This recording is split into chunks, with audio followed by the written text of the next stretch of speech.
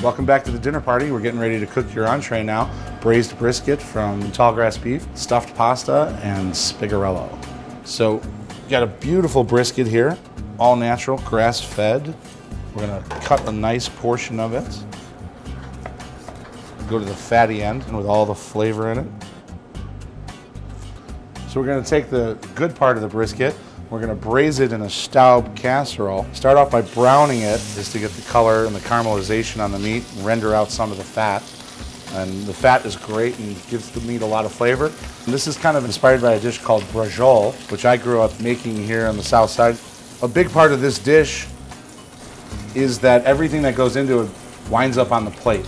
So we braise the brisket with vegetables and tomatoes, lots of garlic and herbs in there as well. And all of those things are going to go together to make a really fantastic sauce. And we're going to serve it with that sauce. Very Italian style technique.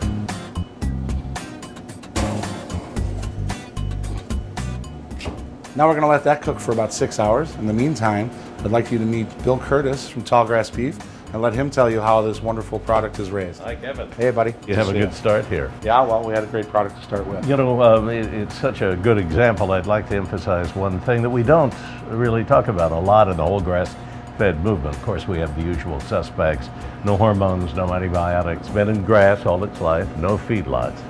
But the fat is really kind of the star, and it's a hidden star. We don't talk about it. We have significantly higher amounts of omega-3 essential fatty acids. Which is interesting because omega-3s are always touted as being so good for you, and people are told to source that from fish. Yeah, and what they're in what the we're fat. telling them now is that it's in beef. It's in your wonderfully raised tallgrass. Yeah. Another important point, as you have found, grass-fed beef cooks up much faster. So a lot of people will overcook it and say, "Oh, I don't like that."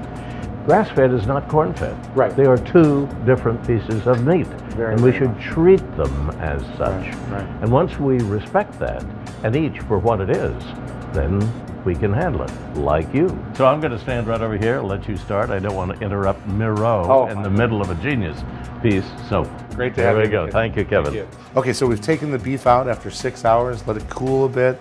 We trim it a little bit, and then we, to order, take a slice of the beef and warm it up in the sauce. While that warms up, we're going to take our pasta, which is a pappardelle that's been stuffed with ricotta cheese. I'm going to drop that in the water, and then we're also going to saute our rapini or spigarello, whichever leafy green works great for you. So we're going to check on our pasta, see how it's doing, check the tenderness.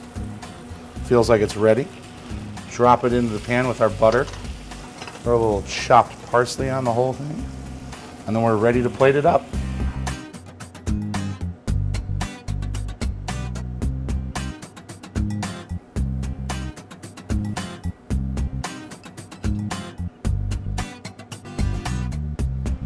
So here we have our braised brisket from Tallgrass Beef, done in a brajol style with ricotta stuffed pasta and rapini. Thanks so much for joining me at the dinner party this evening here in the kitchen at the Duck Inn down in Bridgeport. Join us here or at any of our other locations, including Bottle Fork at 441 North Clark. Hope to see you.